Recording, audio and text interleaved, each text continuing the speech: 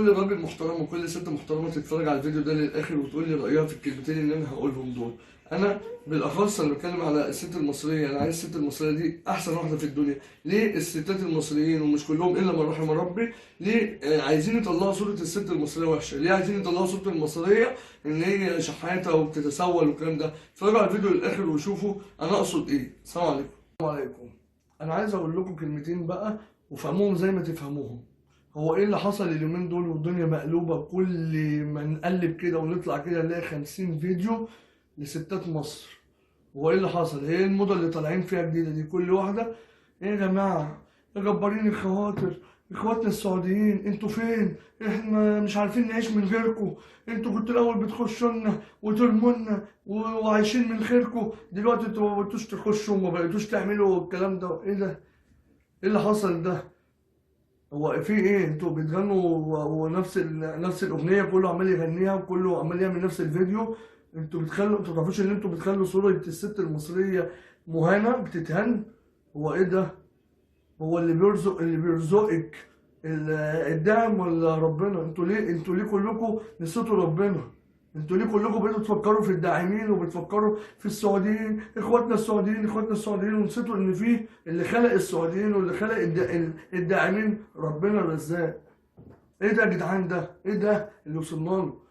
هو انت قاعده متخيله ان هم دلوقتي بيقولوا علينا ايه؟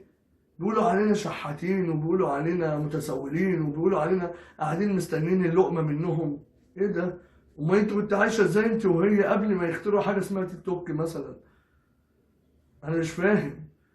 ده لا، ده الموضوع بقى اوفر. واللي قاعده تقول لك ابوس رجلك يا ملاحي، دخلوني جوله مع ملاحي وابوس رجله، وتقول ابوس رجله 10 مرات. تبوس رجل مين يا ماما؟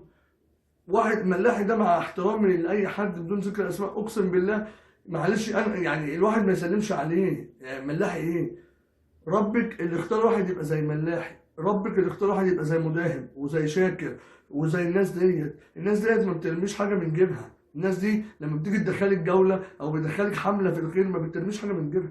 هي بتخلي حمله الناس اللي عندها اللي معاهم فلوس بيرموا ويعملوا. واللي انتوا ما تعرفوش ان حوار الدعم دوت او الكلام دوت، هو اساسا لو في خير او هو شايف ان الدعم اللي بيرمولك دوت خير، كان اولى نفع بيه بنات بلده. اللي انتوا ما تعرفوش ان في ستات سعوديات اقسم بالله قبل حوار اللايف يقف هناك في السعوديه كانوا بيخشوا بيستنوا حد يرمي لهم ورده. معلش انت اولى المصريه ولا بنت بلده اللي قاعده برضه عماله تتسول وتلم جنيه وتلم ورده في ورده في ورده؟ بصوا، اللي انتوا ما تعرفوش ان البرنامج فيه لعب وفيه حاجه مش مظبوطه. وحوار الدعم دوت هو ما بيرموش كده عشوائي، لا هو فيه لعب، في تجاره عمله، وفي تجاره اثار، وفي غسيل اموال، وفي حاجات كتير قوي انت مش فاهماها. تمام؟ في حاجات فلوس دولارات شرعيه بتخش غير شرعيه عشان تطلع بطريقه شرعيه. فما تستنيش يا ماما دعم انت وهي من حد، سواء انت بقى في سن امي ولا في سن اختي ولا في سن صاحبتي، ولا ما تستنيش دعم من حد. ما تقعديش تقولي السعوديين اخواتنا السعوديين اخواتنا، تعملي ايه؟ ان انت هتتشحتفي وتعيطي؟ اخواتك السعوديين كانوا نفعوا بنات السعوديه وكانوا نفعوا السعوديين الفقراء. وانت فكرك ان انت مع السعوديه ما فيهاش فقراء؟ ما يروح يعمل الخير دوت عند بلده وولاد بلده.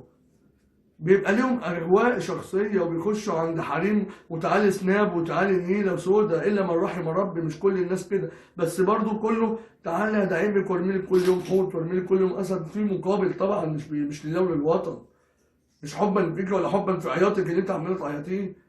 استقيموا وارحمكم الله بالله عليكم. اوعوا انتوا كلكم بقيتوا تفتكروا العبد ونسيتوا الرب. انتوا نسيتوا اللي خالق العبد اللي زيه زيك اللي بيرميلك دوت دعم.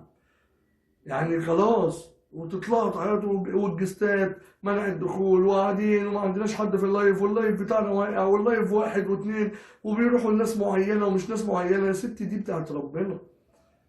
واللي تقول لك والنبي، واول ما تطلع مثلا مع مداهم حمله ولا مع شاكر تصوت وبتاع، مش مصدقه نفسي. ليه هو النبي محمد؟ ليه بقينا كده؟ طموحك وصلك ان بقى قدوتك مداهم وشاكر ومش عارف مين وملاحي وفلاحي. لا، مش كده خالص خالص. الشكوى لغير الله مذله.